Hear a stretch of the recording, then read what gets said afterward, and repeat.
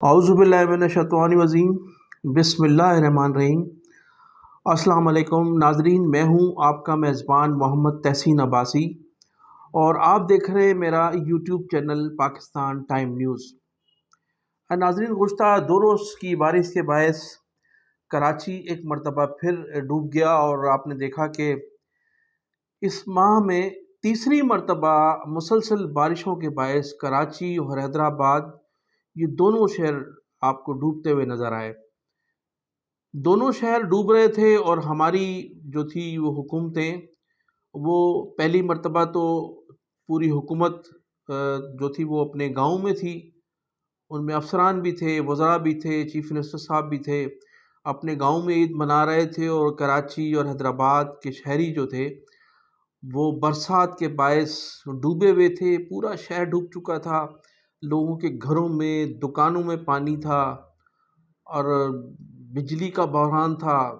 ये भी सब आपने देखा। और पूरी जो हुकूमत थी, हुकूमती मशीनरी जो थी, वो ईद मनाने के लिए अपने गांव में गई हुई थी। चूँकि हुकूमतों में जो लोग शामिल हैं, जो ज़िम्मेदारान हैं, उनका ना तो इस शहर से मैंडेट है इस शहर में, और ना ही उनका इस शहर से ताल्लुक़ है। वो महज़ हुकूमत हम पर कर रहे हैं, शहरियों पर, लेकिन उनका शहर से कोई ताल्लुक़ नहीं है।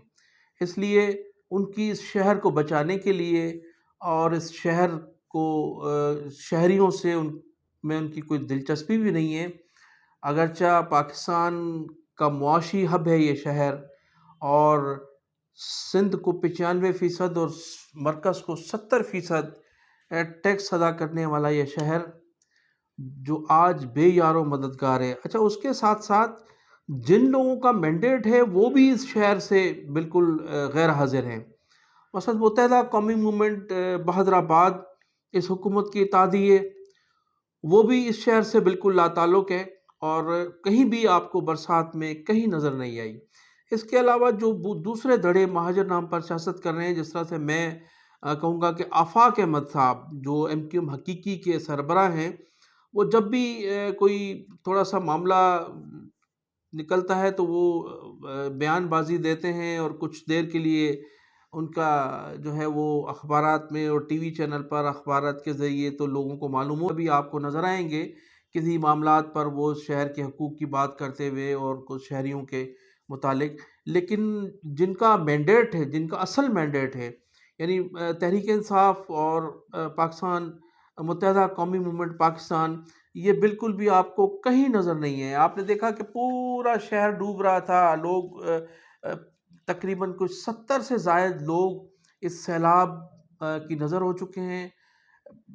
पूरी की पूरी फैमिलियाँ जो हैं वो बह गई हैं, गाड़ियाँ बह गईं, घरों में पानी है, दुकानों में पानी है, फैक्ट्रियाँ तबाह हो गई, लोगों का अरबों रुपया डूब गया है। लेकिन हमारा कोई मैंडेट रखने वाले भी नज़र नहीं आए और हुकूमत करने वाले भी नज़र नहीं आए।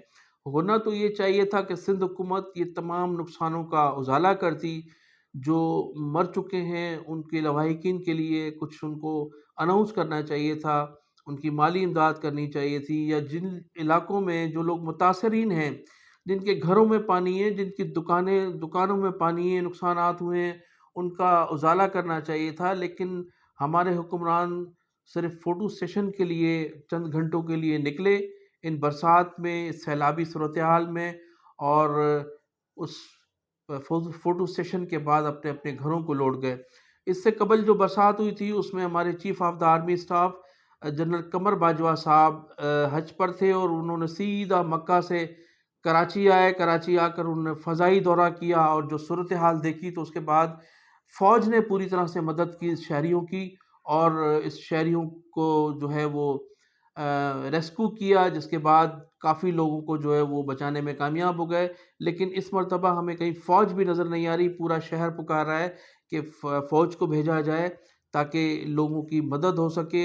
आधे से ज़्यादा शहर में इस वक्त भी पानी मौजूद है, बरसात का मौसम है और कोई पूछने वाला नहीं है, इसके अलावा आपने देखा कि पूरी हुकूमती मशीनरी हमारी जो सूबाई हुकूमत की थी, बमा आसिफ अली जरदारी साहब, वो पंजाब की हुकूमत गिराने और बनाने में लगे हुए था। रात अचानक ही ان شہریوں کو جہاں جہاں ان کی حکومت ہے، اس پورے صوبے کو وہ چھوڑ کر اپنی سالگرہ منانے کے لیے وہ دبئی روانہ ہو گئے ہیں۔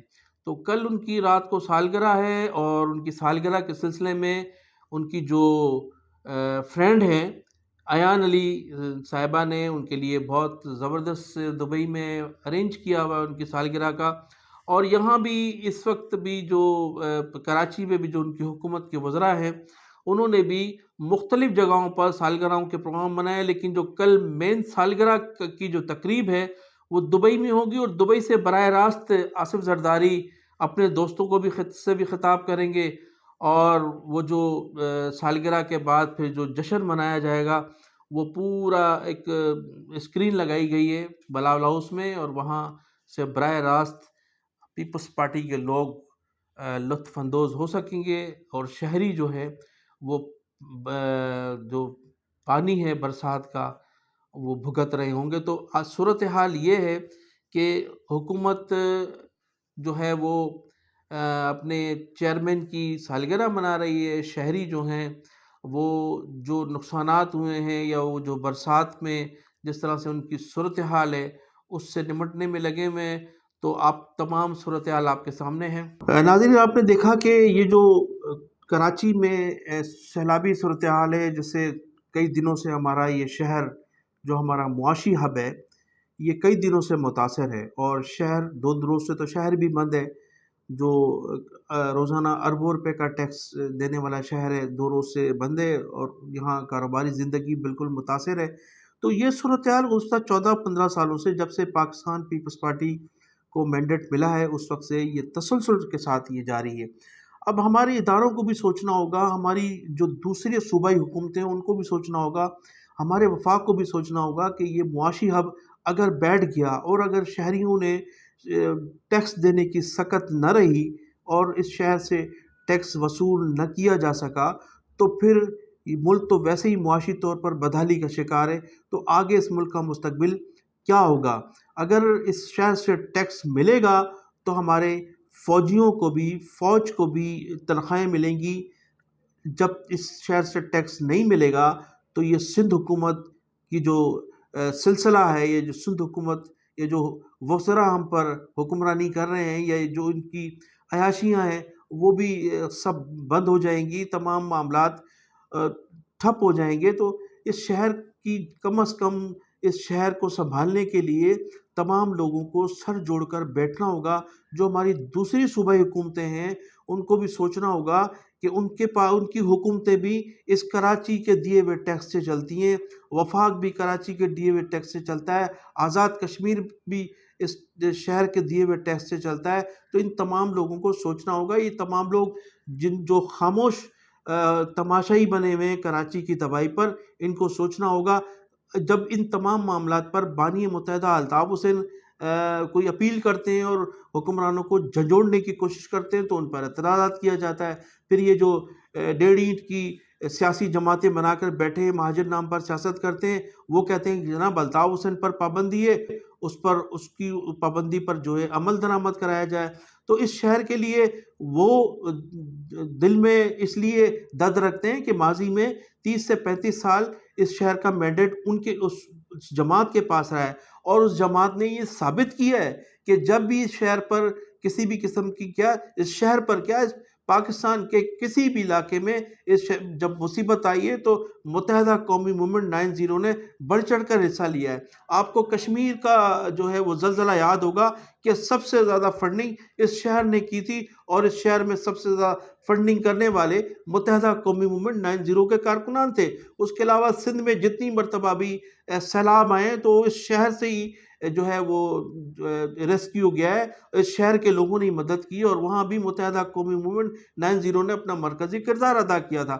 تو اب الطاف حسین کی اگر یہ اپیل ہے حکمرانوں سے، اور حکمرانوں سے اپیل کی جائے اور وہ حکمرانوں کو للکارنے کی کوشش کرتے ہیں، تو ان پر اعتراض کرنے والوں کو سوچنا ہوگا کہ پھر شہر کا کون والی وارث ہے؟ نہ تو حکومت اس شہر کے حالات کو کنٹرول کرنے میں دلچسپی رکھتی ہے، نہ جن کو اس شہر میں مینڈیٹ دیا گیا ہے 2018 میں وہ اس میں دلچسپی، ان کے مسائل حل کرنے میں دلچسپی نہیں لے رہے ہیں۔ تو پھر کون ہوگا اس شہر کا والی وارث؟ تو ہمارے اداروں کو سوچنا ہوگا ہمارے ادارے یہ فیصلہ کریں کہ اس شہر کا مستقبل کیا ہوگا اور کیا ہونا چاہیے۔ اگر اس شہر کا مستقبل، ان شہریوں کا مستقبل اچھا ہوگا تو پھر پاکستان کی سلامتی بھی ہو سکتی ہے اور ہمارے ادارے بھی کام کرنے جیسے ہوں گے۔ جب اس شہر کے کارخانے چلیں گے، اس شہر کا پہیہ چلے گا، اس شہر کی بازاروں میں رونق ہوگی، شہری خوشحال ہوں گے، تو پھر پورا پاکستان خوشحال ہوگا، پورا پاکستان چل سکے گا۔